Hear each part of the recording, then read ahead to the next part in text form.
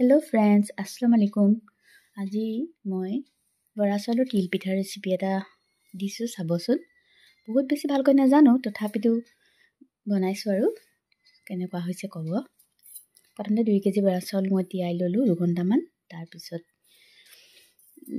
অলপ ফুটা খৰি এটাত দি জৰজৰীয়া হোৱালৈকে নিৰখ কৰি থ'লোঁ। তাৰপিছত গ্ৰাইণ্ডাৰটোত গুড়ি কৰি ল'লোঁ। তিল এপোৱা লৈ তাক অলপ ফুটালৈকে ভাজি ল'লোঁ। এয়া মই তিলখিনি ভাজি আছোঁ। তাৰপিছত গুড়ি কৰি ল'লোঁ, বেছি গুড়ি কৰিব নালাগে দেই, অলপ। তাৰপিছত গুড় অলপমান কাটি ল'লোঁ। এয়া মোৰ পিঠাগুড়িখিনি। তাৰপিছত গুড়ে তিলে মিক্স কৰি ল'লোঁ। তাৰপিছত পিঠাগুড়িখিনি অলপ পানী ছিটিয়াই ল'ব লাগে। এই তিলৰ পিঠাটো বনাবলৈ হ'লে, শুকান পিঠাটো পানী অলপ ছিটিয়াই তাৰপিছত লাহেকৈ ধুনীয়াকৈ মিক্স কৰি ল'লোঁ। তাৰপিছত এনেকৈ এটা খৰাহি লৈ অলপ মিহি কৰি ল'লোঁ, মানে গোটাবোৰ ভাঙি ল'লোঁ।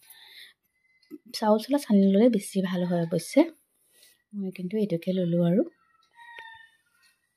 এয়া মই কৰি ল'লোঁ। তাৰপিছতে টাৱা এখনত প্ৰথমতে অকণমান তেল সানি ল'লোঁ। টাৱাখনত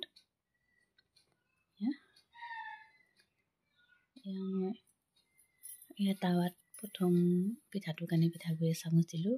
তাৰপিছতে কাপোৰ এখন হেঁচি দিব লাগে, তেতিয়া ধুনীয়া হয়। তাৰপিছত গুড় আৰু তিলৰ মিশ্ৰণখিনি দি এনেদৰে পকাই দিলোঁ।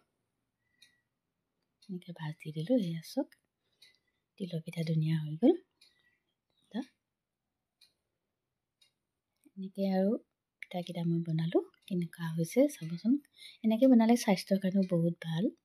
কোনো তেল নাই, শুকান, মানে গেছৰ কাৰণে বা যিকোনো বেমাৰৰ কাৰণেই তিল পিঠাটো খাই বৰ ভাল হয়, একো অপকাৰ নকৰে।